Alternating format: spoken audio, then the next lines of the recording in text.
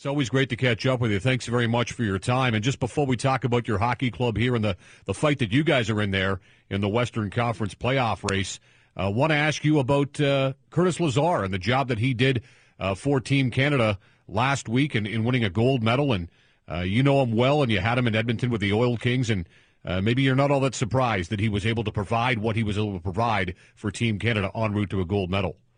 Well, when I saw that he was reassigned to Team Canada for the World Juniors, I knew that he was going to be a huge piece of that push for a gold medal. And when they named him captain, I was very proud of him to get that responsibility put on him.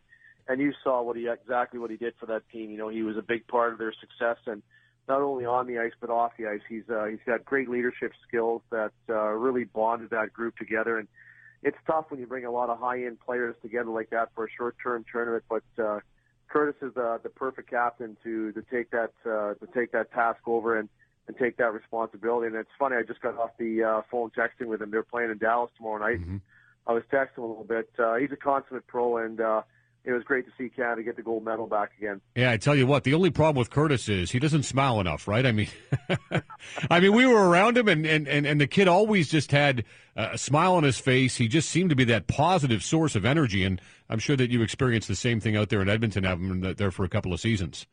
Well, there's energy givers and there's energy takers, and Curtis is an energy giver. Anytime you walk in a room, he just lights up the room, and he's a big part of our success in Edmonton for 4 years there, and I think moving forward here for the Ottawa Senators, as he starts to find his way and mature, he's going to be a big part of their success. Derek, let's talk about your team down there at Cedar Park, down there in Texas. You're right now ninth in the Western Conference, just below the cut line, but you're only one back of the Chicago Wolves. And if you want to take it even further, you're only 6 points out of fifth in the Western Conference, too. So there's a lot of runway to be covered here with plenty of time to get the job done. What's it been like for you with this hockey club here, stepping behind the bench with a team and a franchise that had just come off experiencing success like you had done out there in Edmonton? What's the whole experience been like for you? Well, it's been quite a process. It's been a great learning experience for myself and my assistant coach, Carl Taylor, and, our first year working together. But, taking a team over that won the Calder Cup last year, there's huge expectations. But when you look at the group and you dissect the roster, it's two totally different teams. And we've got an abundance of young kids coming in. We had an 18-year-old player reassigned to us right off the hop. And, with a lot of the players that were here last year started off with us the first few games. Now they're up in Dallas. So we're in a little bit of a learning curve here. We're trying to, stay in that group of playoff teams. And, you have to win 3 or 4 games to get above the line. And if you have a couple bad nights, your guys get called up, you drop below the line. And it's a battle. And you see a team like the Toronto Marlies starting to pick it up right now. I think they're 6-0-3 in their last 9. And they're playing pretty well. They're getting up to that playoff line. So there's another team you have to battle with. But it's a tough league. Every night you've got players going up one day or players coming back. And there's a lot of players being reassigned. And, you got young players you're trying to grow into the league. So it's been a great experience so far. It's been a great battle. And you know what? There's not an easy game any night. All these teams have a lot of highly skilled players, veterans, and they've got a lot of good young players coming through, and it's a great league. Well, I tell you what, too, and you talk about it, and you talk about the Marlies' improved play, and earlier today, I'm not sure if you've heard yet, but the Leafs have recalled William Nylander from Modo in the Swedish Elite League, and their first-round pick, William Nylander, who was a standout at the World Juniors, he's going to join the Marlies, presumably for the rest of the American Hockey League season. So they bring him back, and it was brought up that, the Bruins have kind of done the same thing with David Pasternak, and he's played a little bit in the NHL. He's played a whole lot there in Providence, and he was also at the World Juniors.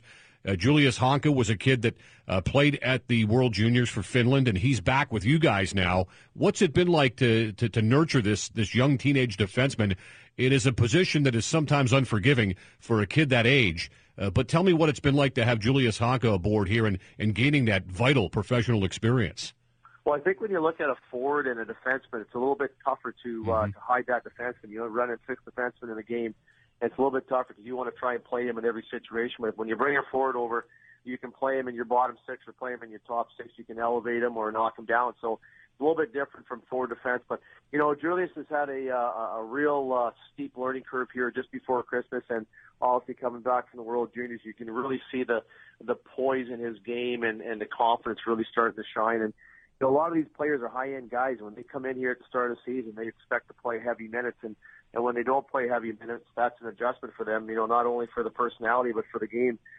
So it's, Julius is he's a thoroughbred. He can skate the puck. He can play heavy minutes. He recovers well. And, he's just learning the pro game here. You can't skate the puck through 5 guys on the ice. You have to learn to distribute it. You have to learn when to dump it in, when to fall back, and when not to jump into the play. And those are some habits you have to break from junior. But he's really starting to come along here a little bit, and we expect here the second half once he just kind of settles into the groove here. And it's one thing our back end has really fluctuated during the year. Like we've had a back end we've really liked, and Julius kind of settles in and plays some strong minutes with Derek Meach or, plays with the Cameron Gauntz a little bit. But now that we've got a lot of defense and we can kind of we can manage his minutes a little bit and just not put him in those heavy situations where minutes that he can have set up for success. Derek Laxdal, head coach of the Texas Stars, joining us here on the Power Play, NHL Network Radio. Derek, you see a kid like Brett Ritchie play well for you, go up with Dallas and have some success as well. I've always wondered, too, and I've often talked about this with American Hockey League coaches over the years, because you want to win as much as possible, and, nothing promotes progress perhaps as winning. And yet at the same time, your job is to develop prospects and develop the kids so that when Dallas and Jim Neal want to make sure that they get that recall from the AHL, that a guy's able to come up to the NHL and step in and, you hope that, the NHL team doesn't miss a beat. Talk to us about that dynamic, to see a kid play well, to go to the NHL. You're proud of him, and certainly it speaks to the role that you've done here in accomplishing your task. Well, the year they had last year, it was a great year for some of their prospects, Brett Ritchie, Curtis McKenzie, John Klingberg, who came in at the end of the year. To see some of these players take a step, and now they're playing in Dallas, exactly what they want. And the winning that they went through last year in the Calder Cup has paved the way for where they are right now. And Brett Ritchie came out of Traverse City. He was outstanding the first couple games until he broke his finger, and that set him back a little bit. We probably expected him to be up a little bit quicker in Dallas, but he had a couple minor injuries there. Now he's finding his way a little bit, and you can see what he can do in the NHL. He's a huge power forward that has a great set of hands and can score goals. And, he's up there right now and doing very well for Dallas, and they're kind of looking for a guy to play with Seguin and Ben. So hopefully he fits that role well. And John Klingberg was with us for about 5 games. I think he was leading the defense and scoring right off the hop, and you saw what he did for Dallas. So there's a balance between winning and development, and obviously we want to win down here and make the playoffs for that next group of kids coming through. And another player that we can mention is Radek Faksa, who was playing for us here, and he just went out for the rest of the year with an injury. But he was probably close to being called up or, taking those strides where they would take a look at him and say, hey, maybe we need to bring him up for a game. So the balance is tough. You want to win, but you want to develop, and you have to find that balance between it. So, and that's where you have to have good veterans. We've got Travis Moore in here. We've got Max Fortunas, and those guys do a great job of kind of keeping us even balanced. Everybody always talks about the jump from junior hockey to the American Hockey League and, the difference in coaching, teenage kids as compared to professional players or men, if you will. Derek, let me ask you, because you played in the NHL, you've played in so many different leagues during the course of your career all around the world. Has that made the experience of going from junior hockey to a head coaching role in the American Hockey League a little bit easier for you because you've seen the game from so many different perspectives in so many different leagues? Well, that's a good point. One of my beliefs was when I was coaching in the ECHL, I got a chance to go back to junior in Edmonton, and I had a chance to coach in the American Hockey League. I didn't take the job, and it was a great learning ground for me to learn some of these junior kids and understand, the thought process from them going from junior to pro. And for all the junior players out there that are listening, it's a huge jump. You have to put the work in.